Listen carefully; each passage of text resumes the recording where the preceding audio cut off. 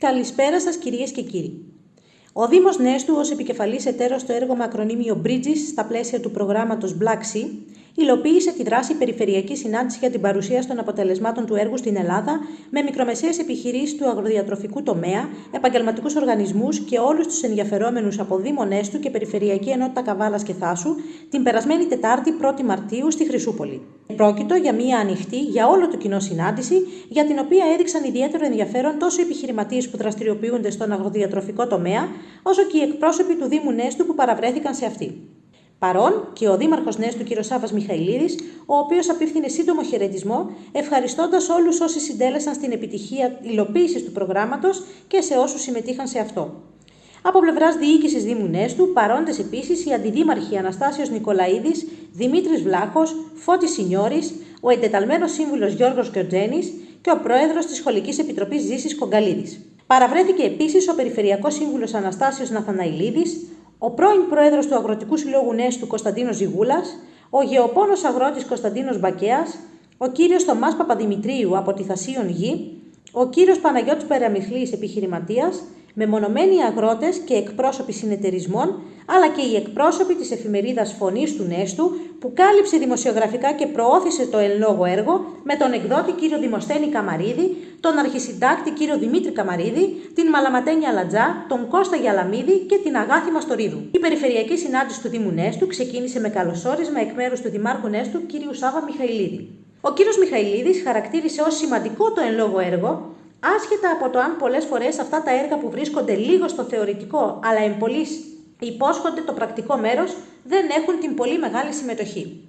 Είναι όμως ένα ξεκίνημα, τόνισε χαρακτηριστικά, και πάντοτε οι αρχές είναι δύσκολες. Οι γέφυρες εμπορίου έχουν να κάνουν με την νοοτροπία, τη διάθεση, αλλά παράλληλα και με την καλή προαίρεση.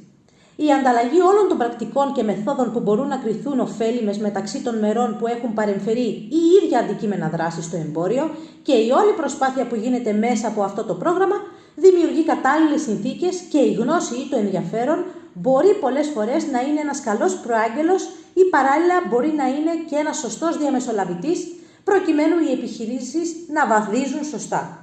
Έπειτα, ακολούθησε η παρουσίαση των αποτελεσμάτων του έργου εκ μέρους της υπεύθυνης του έργου κυρίας Εμιλίας Ντόντσεβα. Η υπεύθυνη του έργου ανέφερε ότι ο συνολικός επιλέξιμος προϋπολογισμός του έργου Bridges είναι 571.889 ευρώ και ότι οι 5 εταίροι είναι ο Δήμος Νέστου από την Ελλάδα, καθώς και εταίροι από Ρουμανία, Αρμενία, Μολδαβία και Τουρκία. Επίσης, η ίδια μεταξύ άλλων ανέφερε ότι η Περιφερειακή Συνάντηση του Δήμου Νέστου στα πλαίσια του έργου με ακρονίμιο Bridges και η ανταλλαγή ιδεών αναμένεται να συμβάλλουν στην ανακεφαλαίωση των αποτελεσμάτων του έργου και στη διασφάλιση της βιωσιμότητας στις επιλέξιμες περιοχές στην Ελλάδα, Ρουμανία, Αρμενία, Μολδαβία και Τουρκία μέσω της συγχρηματοδότησης της Ευρωπαϊκής Ένωσης.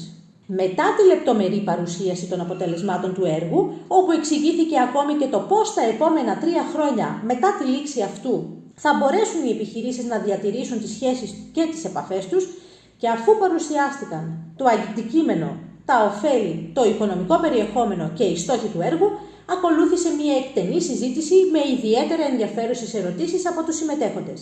Στο τραπέζι τέθηκαν θέματα που αφορούσαν στο αν υπάρχει συμβουλευτική μέσα από το πρόγραμμα για τους επιχειρηματίες ως προς την υποστήριξή τους στις γραφειοκρατικές διαδικασίες που απαιτούνται για τη σύναψη συμφωνιών. Για αυτές τις απαντήσεις, οι υπεύθυνοι του έργου παρέπεμψαν στην καμπάνια εκπαίδευσης που πραγματοποιήθηκε στο πλαίσιο του έργου με τον κύριο Θωμά Παπαδημητρίου, ωφελούμενο του προγράμματος αφού κατάφερε να κλείσει συμφωνίες με επιχειρηματίες άλλων χωρών, να επιβεβαιώνει την χρησιμότητα αυτών των σεμιναρίων. Μιλώντας από βιωματικής εμπειρίας, ο κύριος Παπαδημητρίου επεσήμανε ότι ήταν ένα πολύ πετυχημένο πρόγραμμα και ευχαρίστησε το Δήμο Νέστου και όλους όσοι ήταν πίσω από αυτό το έργο και από το σεμινάριο. Το σεμινάριο, όπως τόνισε, μας έδωσε πάρα πολλές λύσεις και μπορείτε να το προμηθευτείτε.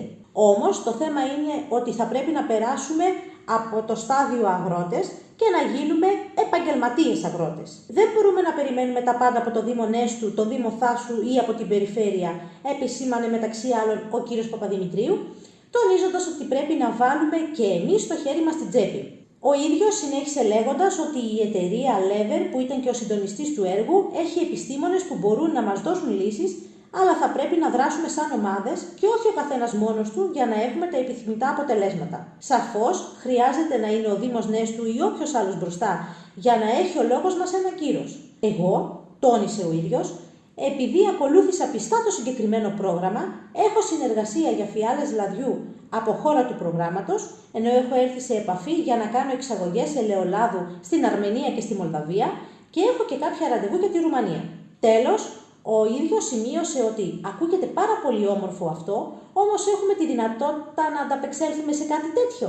Εδώ χρειαζόμαστε τις γνώσεις από συγκεκριμένες εταιρείες, οι οποίες θα μας βοηθήσουν να εισάγουμε προϊόντα ή να εξάγουμε τα προϊόντα μας.